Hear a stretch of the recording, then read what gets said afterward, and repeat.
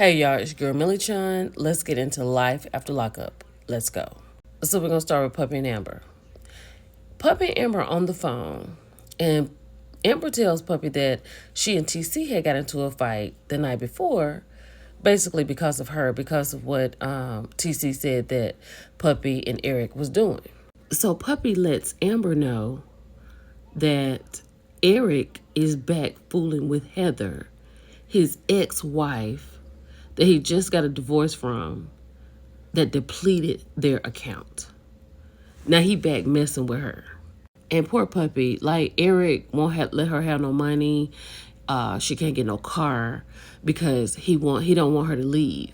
And she is scared to death and she wants to leave.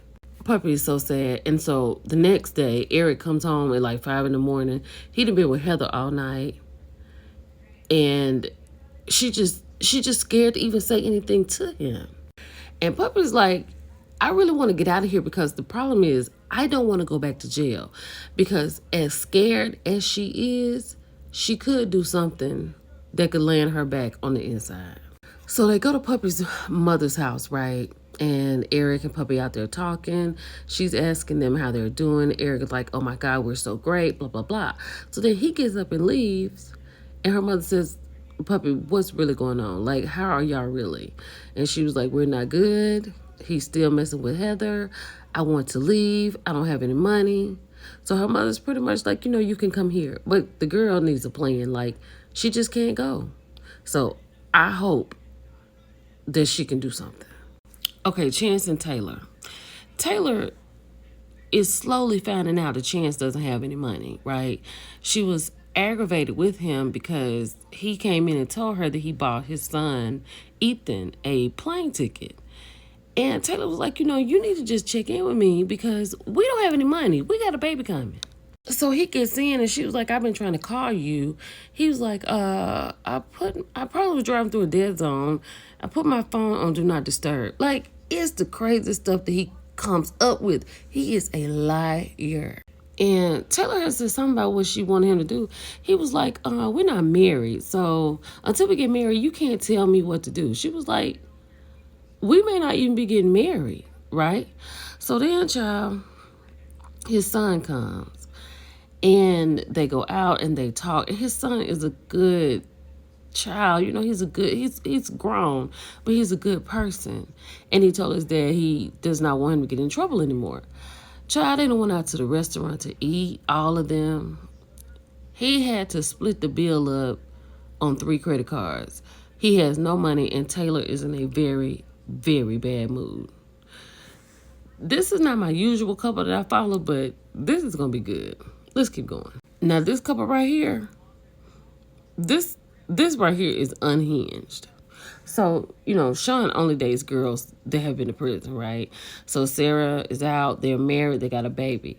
So Sarah last week had started talking to her other baby's daddy, Anthony. Anthony is still in love with Sarah, and she halfway still in love with him. So she has not told Sean that she's had this conversation with him. But she gets up after she broke Sean's video game headphones last week. Like, he's got the baby, he's feeding the baby, he's doing what he said he was going to do. So then they go to the doctor's office because she wants some new boobs, right? And while she's in the consultation, Anthony keeps texting the phone. And so at this point, she leaves out so she goes to the bathroom. Sean looking at her crazy like, is everything okay? It's Anthony on the phone, talking about he want to see Abby, his daughter. Mind you, he hasn't seen Abby. She is 8 years old. She doesn't even know who her dad is. And her mother, Sarah's mother, who was raising Abby while Sarah was in jail, does not want to have anything to do with Anthony because she was like, she does not want him to hurt that baby's heart. But she does want Abby to know who her dad is. Y'all, let me tell you something. When Sean finds out that she's talking to Anthony, that's going to be the show. So if you don't watch, you might need to get in there. Let's keep going. Okay, Derek and Monique. So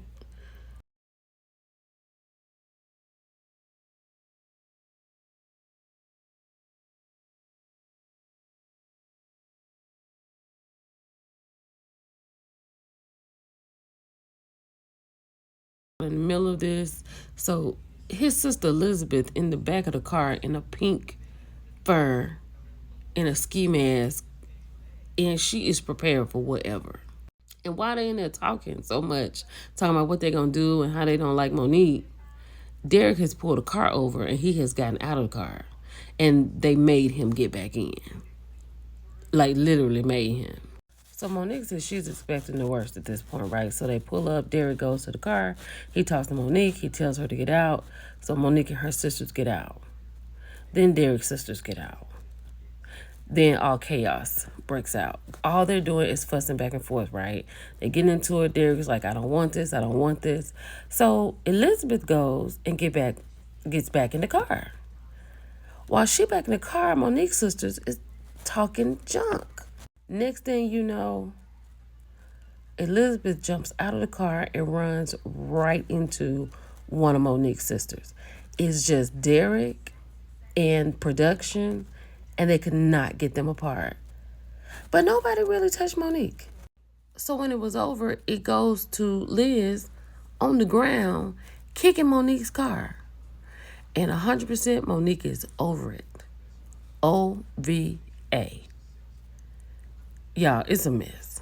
So we're going to end it out with Michael and Justine. Y'all know these two right here. I love these two. Let's go. So Justine wants a doula as far as, when she gets ready to have the baby. She says she wants everything organic, and she just wants a different experience, right? Her son Santana is on spectrum, and he's having a hard time with Michael being home and really having Justine's attention. So she's having to treat him a little delicate. And Michael is going to have to be a little bit more patient because I don't think he actually understands what all this entails. But Michael is doing a great job including himself in all of this. He is definitely trying to understand the kids and make it easy for Justine and make this transition easy. And they're also talking about moving. They threw a couple of states out there. Y'all, come on to Texas. Now, the doula situation kind of caused Justine and Michael to argue a little bit. I don't like that, so y'all get that together. Sometimes I think Michael is all over the place, because he wants to move. Justine is, she has a daughter that needs to finish high school. I think he just wants to do everything and really take care of them and give her everything that she's never had. So I think Michael needs to just kind of slow down and just kind of pace it through. We got a baby coming. Let's work on that. Lastly, y'all, I guess I can just add this on here with these 10 minutes I got. So Monique is going live with her sisters.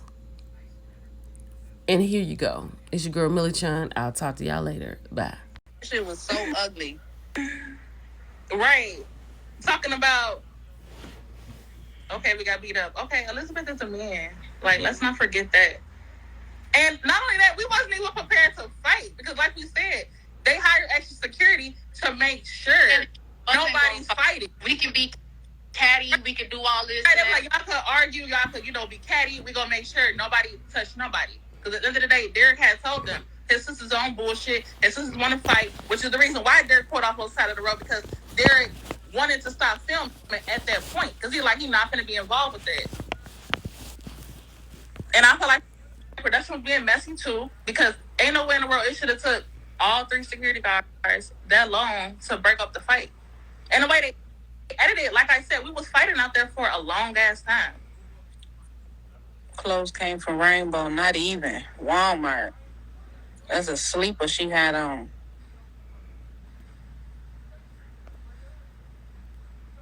Right, a big man. No, the reason why we was standing like that because we was like, okay, it was security right there. Like, they're not gonna let her touch us. That's why we was standing there like that. Like, because before that, when we was arguing in each other's face, arguing and shit, security was right there. Ain't nobody got physical because everybody knew, okay, we could talk shit, whatever. Nobody's gonna put hands on nobody.